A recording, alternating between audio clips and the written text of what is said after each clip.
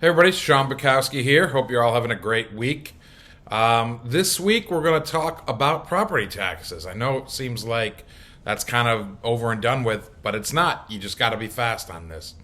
So how this works is in Texas, we've talked about this before, but the property taxes you pay are basically a combination of two things. They're the combination of the tax rate and then the assessed value. So when we say things like, oh, we're going to protest our property taxes this year, what you're really talking about is protesting the assessed value of your property that the appraisal district sets, because the taxing entities set the tax rates, but they can't be protested. I mean, that's just set by the taxing entity.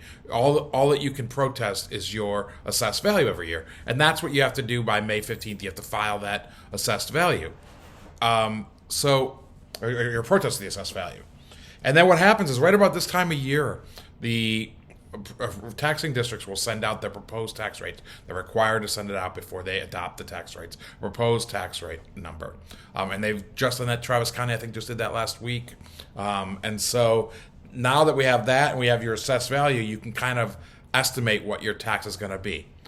But even if you're ticked off about that because your hearing went poorly or you didn't get the assessed value you wanted to get, it's still not over for being able to protest your assessed value. If you did the protest by May 15th and you went to a hearing and had a bad result, you can still file a lawsuit against the appraisal district.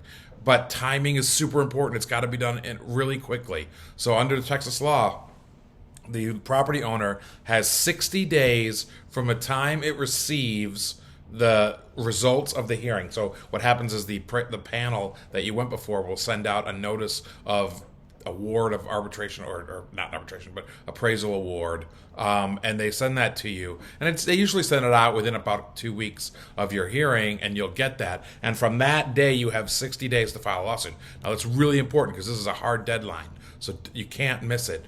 So make sure you know when you receive that award notice, so you can get your lawsuit. And what happens when you file a lawsuit is you basically, you don't start over. You start from where you were at, but you go through and work up a lawsuit. And we've done Bukowski Law. We do a lot of these.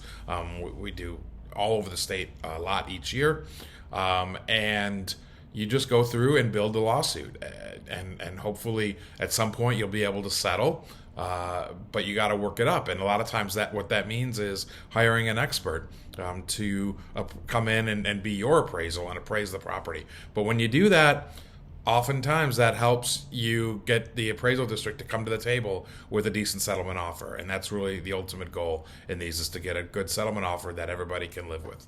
So just to kind of summarize, you still have a possibility of filing a lawsuit against the appraisal district, but it has to be done quickly, so don't delay. Thanks. Just call us, Bukowski Law. We can definitely help you. And otherwise, please subscribe to this video blog and to our blog online. Thanks a lot.